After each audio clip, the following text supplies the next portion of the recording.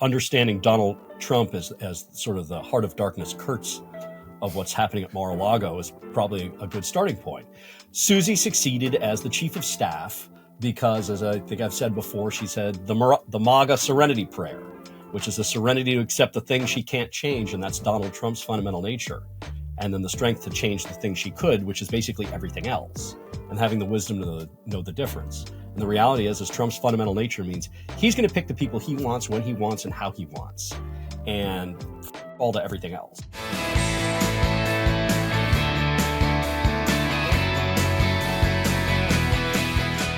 Hello and welcome to the Bulwark Podcast. I'm your host, Tim Miller. Remember, it is Wednesday, so if you're just looking for my punditing and my hot takes over on the Next Level feed late on Wednesday, I've got JVL and Sam Stein in for a vacationing Sarah Longwell. So it's boys, and who the hell knows what we'll be doing? Fart jokes, I guess? I don't know, whatever boys do. I'm gay. I don't know about what boys do in those sort of settings. The locker room talk. But on this pod, we're going to be serious. My colleague, Florida man, author of the Magaville newsletter, Marc Caputo.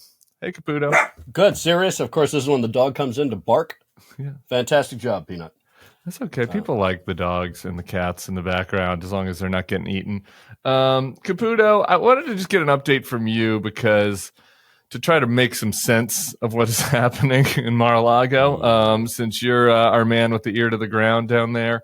It has been a bizarre couple of weeks, to say the least, as far as the various selections are concerned. And I say not bizarre in the narrowest definition of the term. Not unpredictable, not unforeseen, just typically bizarre, maybe even. I kind of just wanted a top-line report from you, and maybe the best place to start is here. The first pick, I believe, the first staffing pick was Susie Wiles, my former boss, as the chief of staff. And there was some scuttle about, okay, there's some seriousness there. And Susie's going to make sure that they've got, they whatever you want to say about the campaign, like, most of the time, Susie kept things on, the trains running on time. And then Marco gets picked. And then after that, it gets into Kooky Town. So I'm just kind of like, let's just start with Susie. Like, what is happening there? Is anybody actually in charge, or is we just in Trump whim world? No, I think it's that scene from Apocalypse Now where he basically says that he doesn't see any kind of order in this chaos. The thing with Susie is that no method. Like, they say my methods were unsound. He says I don't see any method, and I think understanding Donald Trump as sort of the heart of darkness Kurtz of what's happening at Mar-a-Lago is probably a good starting point. Susie succeeded as the chief of staff because, as I think I've said before, she said the MAGA serenity prayer, which is the serenity to accept the thing she can't change, and that's Donald Trump's fundamental nature, and then the strength to change the thing she could, which is basically everything else, and having the wisdom to know the difference. And the reality is Trump's fundamental nature means he's going to pick the people he wants, when he wants, and how he wants, and fuck all to everything else. And so that's kind of what you're seeing. Also, when she was handing over, the reins of basically Magaville to Howard Lutnick and company for the transition, it just meant that there was just a broader number of people with just sort of a different style or lack thereof in handling this. And that's another reason it just kind of looked more chaotic. Mar-a-Lago, you use the word bizarre, kind of pun off the homonym of it, a bazaar.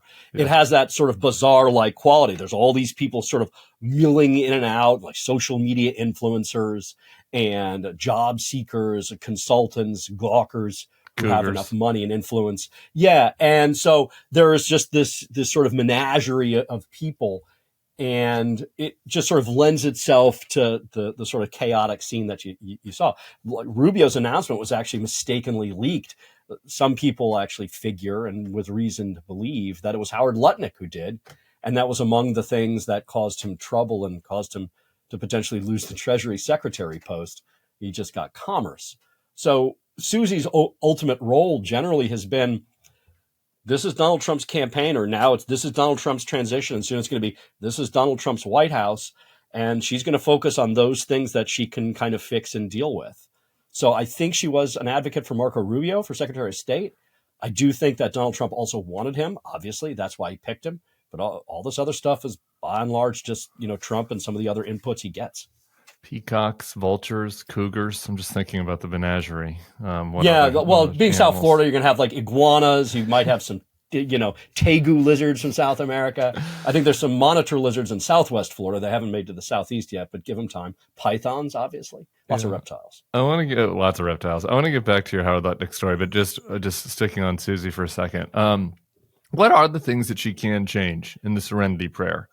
Like, what are the things that somebody like? It's hard from the outside to see anything that anyone has control over besides Donald Trump, but I'm sure I'm missing something. Right. Well, that's part of it. Is not trying to control Donald Trump, but Susie excelled, from what we gather and from what people told us and from what we've observed, at sort of not having her ego first, getting along with people, and trying to sort of, nudge the SS Trump in the right direction. Kind of, and I mean SS as in steamship, or I don't mean the other thing. Okay, yeah, not like the leather, right? Anyway, so kind of nudging the tiller, not trying to kind of grab on it too tight and to turn the ship too quickly, and making those sort of small adjustments. I think staffing is going to be a big thing that is an issue that she's going to have to pay attention to. So far, the White House is staffed with a lot of the campaign people she greatly trusts. Now there are it's Trump world. So people inevitably wind up knifing each other. We haven't really seen that yet within the umbrella of the former campaign team, but that could be coming. The Gaetz nomination is a classic example of, I guess, the limits of the Serenity Prayer method for Susie. I guess, based on your reporting and others, like my basic framework of understanding is that Lutnick and McMahon had put forth some serious attorneys and some lawyers for this job. Trump did not like how much lawyering that they were taught, all these lawyerly words they were working on. And Gaetz kind of hatches this plan with Trump within 20 minutes while the head mistress is not around. Maybe put a little more color on how that came to pass. From what I gather, I wouldn't say this as gospel. This is just from what I gather. Sure. Allegedly, this was Donald Trump's decision. It's not like Matt Gaetz is like, "Hey, Master, I've got a great idea. Maybe Attorney General." That's what I'm being led to believe. Susie Wiles was on the plane when this happened, but she was in the back of the plane. And in the front of the plane was Matt Gaetz, Donald Trump, Elon Musk, Boris Epstein, and probably a few other people. But the main players... I thought Musk and Boris were fighting. To a degree, yeah. From Axios broke that story first, and from what we're able to follow is like everyone who spends a significant amount of time around Donald Trump notices that Boris Epstein is just, is the shadow. I'd said the other day on CNN, he has a kind of a canine master relationship with Donald Trump. Gosh. But, kind of think of like a St. Bernard. He's a big dude. Yeah, big dude. And the thing is like people like their dogs, right? So they're not going to get rid of him and or dog, right? DAWG. And the reality is like people have come and people have gone, and Boris Epstein has endured. And so though Elon Musk apparently looks at Boris Epstein with a certain amount of concern and suspicion that Boris is a leaker and all of these other things, I think it was just more borne out by the fact that he doesn't trust Boris. But this happens all the time around Trump, and people fight and people knife each other, and in the end, Boris usually endures. But anyway, back to the airplane. So they're on the airplane together, and apparently Donald Trump says, like, I don't like these other guys. These guys are stiffs. And was like, Matt, you want this? And from what I gathered, it was made clear to Trump, like, Matt has, charitably speaking, terrible SEO, search engine optimization. If you Google his name, I've had that, but not to that degree. Sex trafficking a teen is a pretty terrible thing to come up in your top ranked Google searches, and yet there it is. Nevertheless, he persisted. That is Donald Trump. Also, all the pictures of Matt, all the recent pictures from the convention, where it seems like he, I don't know, had expanded. His face had puffed a little bit. There have been maybe some facial changes. I've known Matt for a long time. I just mean, his face just looked significantly different than his face had looked in the past. I'll let people judge for themselves why that may have been. A B, I guess, or it's South Florida, so professional. Yeah, that was technically Wisconsin when he gave that speech. I assume it was Botox, but I must admit, I never having had it before, I'm not quite up This on is that what you're giving us is procedure. on natural, Mark. I apologize for interrupting. So Matt has Yeah, bad no, that's SEO. okay. So yeah, and Trump was like, no, I want to do this, and so a plan was hatched, and and they've just decided to proceed. Now there are obviously like just big doubts about whether this can get done or not, and the question is to what degree does Trump really try to not just twist arms but maybe break arms? But I mean, my mainstream media mammal brain, it's hard for me to see with all of these negative inputs, like the information flow is just all negative toward Gaetz, how the Senate is going to stand through that. At the same time, Trump does have that sort of ironclad grip on the Republican base, and they can be loud, and there are 53 senators, so.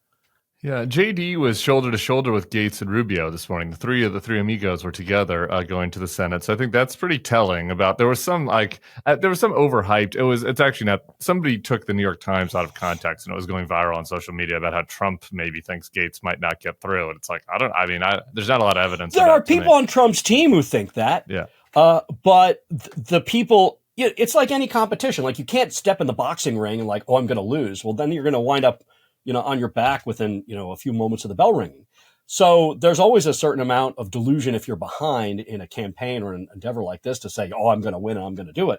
So certainly that exists. But yeah, there are more kind of sober-minded people in the Trump atmosphere and orbit, and certainly in the United States Senate and thereabouts that say, how does this happen? I'm kind of close to one of them. The interesting thing for me, the Gaetz story maybe about as well as anybody, having reported on it, and the Gaetz life story, but also in particular, the story that is surrounding this ethics report about the two young women and how they're partying, and he was flying them. I guess he flew them to New York and took them to see Pretty Woman, which is a little on the nose for me.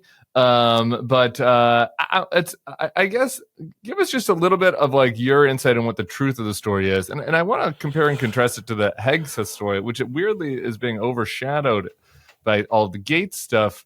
Right. When, if you just took the straight accusations at face value, and who knows in these sorts of stories, but the allegations against Hegseth are like far darker.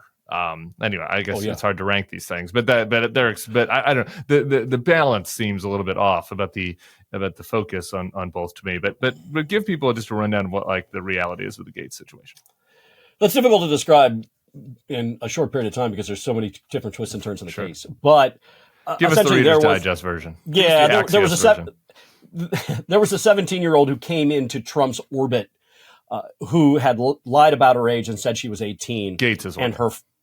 Correct. Yeah. And this was through a friend of his at the time, certainly no longer, named Joel Greenberg, who wound up being the most corrupt official ever to serve in any public office in Florida ever. And category. Oh, but I mean, he just stands head and shoulders above the rest. The insanity of Joel Greenberg is kind of fascinating. So Greenberg was the one who used to procure women through seeking arrangement. And he knew this young woman, we'll call her, as they call her in the court documents, KM. Those are her initials. And KM had a friend named AB. AB was 17. AB wound up on seeking arrangement with KM, her friend, and wound up lying and saying she was 18. And she wound up hooking up with Joel Greenberg and having sex with him for money. And that relationship started in April. Around September of 2017, so April 2017, September 2017, Joel Greenberg finds out that AB is a minor. He continues to have sex with her for money. And so eventually he gets busted for that. What originally caused his political downfall and his legal downfall, Joel Greenberg, was that he falsely smeared a political rival as, wait for it, a pedophile. Yeah, shocker. And every accusation a confession, of course. Yeah, indeed. So now the question is, because Gaetz was involved in this milieu, there were drugs surfacing around. There were women who were being passed around. There were group sex sessions, for lack of a better term.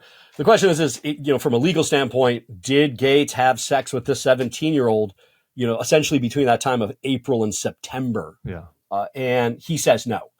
And so far, no real evidence has surfaced to say that he had. That is, no direct payments to her, no communications to her, or any other related communications. However, AB, KM, and Joel Greenberg all say that Gaetz did have sex with this woman this teen when she was a minor. And the feds, last thing, which a lot of people don't understand in reading the coverage, decided not to charge. And the reason they decided not to charge is not only was there no hard evidence, but that each one of these three witnesses had serious credibility problems. Obviously, Joel Greenberg was pretty clear. AB as well, because if you look at a related civil lawsuit, she had a number of misstatements. And then KM herself, who is now being presented by other media as just this sort of, oh, wow, I just happened to go in this room and see Matt Gaetz have sex with this woman on a hockey table. Well, actually, KM, if you read the documentation and you have the sourcing, you realize she was guilty of sex trafficking herself. That's a difficult witness to put on the stand to testify. That's an important correction. Earlier this week on the podcast, I said that the accusation was that Matt Gaetz had sex with her on a poker table, and it was an air hockey table. Air hockey. And facts matter. Facts do matter here in the Bulwark podcast. Yeah. And it's a complicated situation. It's a situation that, like, obviously there's some legal complexities. It's like, was the law broke? There were some judgment questions, or maybe a little less gray, about the poor judgment of a first-term congressman, kind of having the 18-year-olds, even anybody adjacent, around and flying them around to these sorts of parties. But it is like, because everybody hates Gaetz. And like, all the focus is on this. He works at being hated. Right? Yeah, and he likes to be hated. Yeah. But like, all the focus on this, when the Hague South accusation, again, we'll wait to see what comes up. But like, this woman accuses she goes roofied and was raped. Which is a different scale of accusation. Linda McMahon gets picked. All you have to do is watch the Vince McMahon documentary to know the types of cover-up of sex crimes that was happening at the WWE, where she was an executive. RFK Jr., we got into those earlier this week. Like, the list of like various sex pest like allegations in this cabinet is insane. And in some ways, Gaetz is like a shield for all of the others. Right. There's certainly the theory that, which I don't think this is intentional, by the way. I don't want to imply that was intentional. Yeah, there is that theory. However, what you're hearing more and more of in Trump world is the Senate always rejects one. Yeah. That there's always one nominee who gets rejected, almost like a scapegoat or whatever. Yeah, sure. Maybe that's the scapegoat's the wrong word. Whatever. A sacrificial lamb. So that's going to be Gaetz. But the function that Gaetz is going to have here is that he's just exploded the Overton window into the size of a garage. Yeah. And so, if he goes down, and if he the harder they come, the harder they fall, it probably will create the space for the rest of these picks to go through. And then there's this matter of like recess appointments and the degree to which Trump can almost declare Congress in recess. And apparently there's only really one U.S. Supreme Court ruling about this from 2014. And there are a number of legal theories and documents floating around that says Trump can do this. It wouldn't surprise me to see Trump testing out a novel legal theory based on the Constitution and daring people to sue and take it to the U.S. Supreme Court. Would not surprise me either. Though the other thing I think is coming down the pike, and I'm interested in your take on the internal version of this and Trump world, but I'm going to talk about the external. You already see, look, a California House race looks like it's flipping.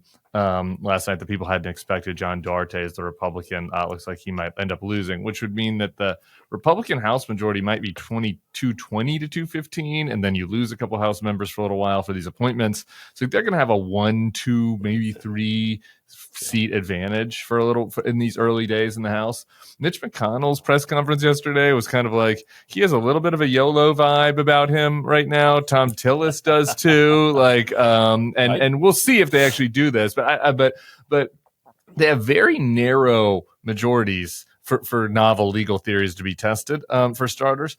And two, internally, you're already seeing, like, J.D. Vance sends this tweet yesterday lashing out at a Steve Bannon producer, calling her a mouth-breathing imbecile. Some of these leaks are starting to come out again. So I don't know, like, what is your sense of, like, obviously there was a moment of, we are victorious, we have a mandate, we have the mandate of heaven, and the old school Trump shiving seems to be starting to appear again. Or is that wishful thinking, or are you sensing that too? I mean, you're sensing a little, as you were talking about earlier with the Elon Musk's, like, Boris Epstein, Contretem, and Howard Lutnick, and everyone sort of whispering about him as being kind of too much and over the top. But I think what we're going to see is, I think that Congress is going to be more of a challenge for the Trump team than their bragging indicated. Yeah. But at the same time, and this is grading on a curve, Trump has been contained. Like the old Trump of 2017 would have been lashing out constantly at this. And he's not lashing out at McConnell because he needs McConnell. And they're working behind the scenes. Yeah. They're dispatching J.D. Vance to the Senate. And I think Rubio, I was talking to one of his people yesterday and they kind of ducked the issue. But I think Rubio also plays a kind of a key role in trying to smooth the waters here. This will be different from the 2017 Trump White House for this reason. The 2017 Trump White House had 3 centers of power that were all knifing each other. You had the Bannon group, you had the Reince Priebus group, and you had the Jared Kushner group. And you don't really have that right now. Right now, it looks like just kind of the Susie group. I was just talking to a friend of mine in politics the other day who was looking at various options for protecting their identity online and who are concerned about potential targeting or lashing out following the election, following their advocacy against Donald Trump. And while I know many of you might not have that specific concern, the same idea is something that really affects all of us. The idea that there are outside forces out there that are targeting you and getting your information online. And that's why I'm happy to endorse DeleteMe. You cannot always control whether you're a target, but you can make it harder for bad actors to escalate threats by taking a proactive approach to the security of your personal information. Data brokers make a profit off your data. Your data is a commodity. Anyone on the web can buy your private details. This can lead to identity theft, phishing attempts, harassment, and unwanted spam calls. But you can now protect your privacy with DeleteMe. As a person who exists publicly, especially as someone who shares every single opinion and thing about my life online, I'm hyper aware of safety and security. And it's easier than ever for people to find my personal information. All this data hanging out there on the internet has actual consequences in the real world. And that's why I personally recommend DeleteMe. DeleteMe is a subscription service that removes your personal info from hundreds of data brokers. Sign up and provide DeleteMe with exactly what information you want deleted and let their experts take it from there.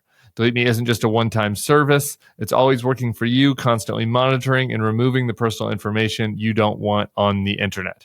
Take control of your data and keep your private life private by signing up for DeleteMe, now at a special discount for our listeners. Today, get 20% off your DeleteMe plan when you go to joindeleteme.com/bulwark and use promo code BULWARK at checkout.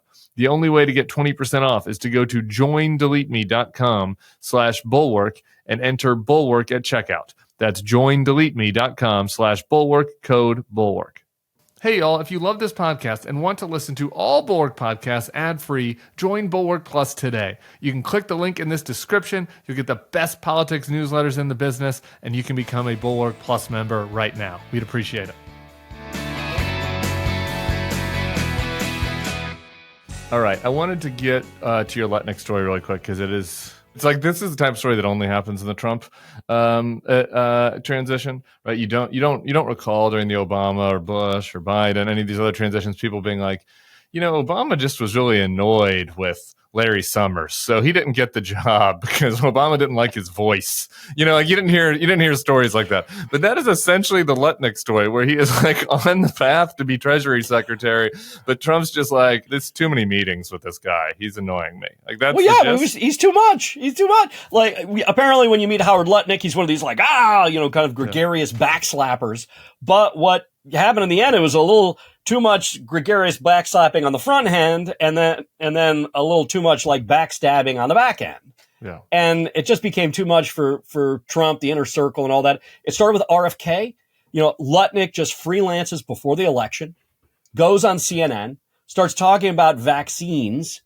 Like RFK convinced me vaccines are bad. I'm kind of mocking and paraphrasing here, a little bit inaccurate to be clear. And then says, when Caitlin Collins asked him, well, is RFK going to be HHS secretary? He's like, of course not.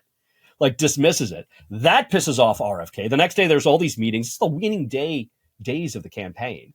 RFK ultimately winds up as HHS secretary. So that kind of starts the proximate fissure sort of between Trump and Lutnick, when Lutnick just looks like he's just sort of a loudmouth rake-stepping problem. Yeah. And he just kept being loudmouth and rake-stepping. And as one of the sources I talked to before he officially didn't get Treasury and was then given basically a lesser position of Commerce, they had said Howard would probably get it, but he just needs to keep his head down and shut the fuck up. Well, he didn't do either. Okay, last thing before I lose you. What is the DeSantis gossip? So you lose, Rubio is in the Senate, so DeSantis is going to get to appoint a senator up into the midterm, and then there'll be election where someone would fill out the rest of the Rubio term. The MAGA world, at least some people have been pushing Lara Trump. Some DeSantis people have been pushing like a guy that's younger than me, that was his chief of staff. Other names are out there. What's the latest? I'm going to make some news and probably scoop myself. All right, great. What the fuck, So the chief of staff is James Uthmeier. From what I gather, once Lara Trump entered the picture, and once the Trump people started to say it's Lara or bust, guys like James Uthmeier, loyal DeSantis, and before that Trump Republican, worked in the Commerce Department under Wilbur Ross. He doesn't want to get crosswise. I don't want that smoke. Trump. No way. So Uthmeier is signaling to other people like, like I'm cool. So the going theory of like, if this were decided in a vacuum, more of a vacuum, and it weren't that much of a problem, DeSantis would want to pick Ashley Moody, who's the Attorney General of the state of Florida. Okay. And then Uthmeier, his chief of staff, would replace her because he wants to run for Attorney General one day. Got it. And that would work out hunky-dory. However, the real question here is, to what degree does Trumpworld bring so much pressure on the situation that everyone is like, I don't want the job. Right. And then that basically leaves one person, Lara Trump, to be appointed. I could see that as a possibility. Otherwise, the state CFO, Jimmy Patronis, would like the job, but also he might run for Gaetz' seat because he lives out there. There's so many different things in flux. And one thing to look at down the road, at least in Florida, is there are at least two Miami figures, Kevin Cabrera, a Miami-Dade County commissioner, and Steve Bovo, the mayor of Hialeah, who are probably going to wind up in the Trump cabinet. So we're going to have all these vacancies around Florida as a result of Trump getting picked. Mike Waltz is gone and the like. But as for who is going to be the Senate pick, I don't know. But I do know, I have great reason to believe that Ron DeSantis does not want to be cucked by Donald Trump and told to pick his daughter-in-law. Like, DeSantis had to eat enough shit by doing that sort of hostage video of dropping out of the primary and endorsing Donald Trump. And one of his advisors told me at the time before he dropped out, he's just going to swallow the shit sandwich whole rather than nibble it in little bites, which he did. But no one likes to eat shit sandwiches. Well, maybe some people do. I don't know. At least that's a silver lining for some of us, or not everybody. Maybe of thinking of him having to pick Lara Lee Trump is having Herbie in the Senate. That's not so great. DeSantis having to eat a shit sandwich. Hey. Well, that's the thing with Donald Trump is one of his superpowers is, even for the people who dislike him, is that eventually he insults and demeans someone they hate. And there was a lot of schadenfreude during the Republican primary. So, like, I remember, Nikki Fried, I hope I'm not betraying confidence here, the Florida Democratic Party chairwoman. She was like, look, I don't want Donald Trump to be president, but if it means humiliating Ron DeSantis, well, that's kind of a silver lining. So Nikki, be careful what you wish for. Yeah, but looking forward though, I think if the Trump brand remains the way it is, and I don't really see that failing in Florida, in 2026, if she decides to run for the office of Senate, she is a strong favorite. What a world.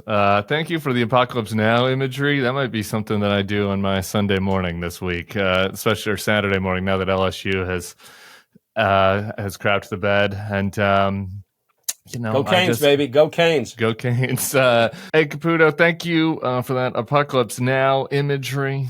And going into the Mar-a-Lago Heart of Darkness. We are not quite at the end yet, but I appreciate your reporting. We'll be talking to you soon.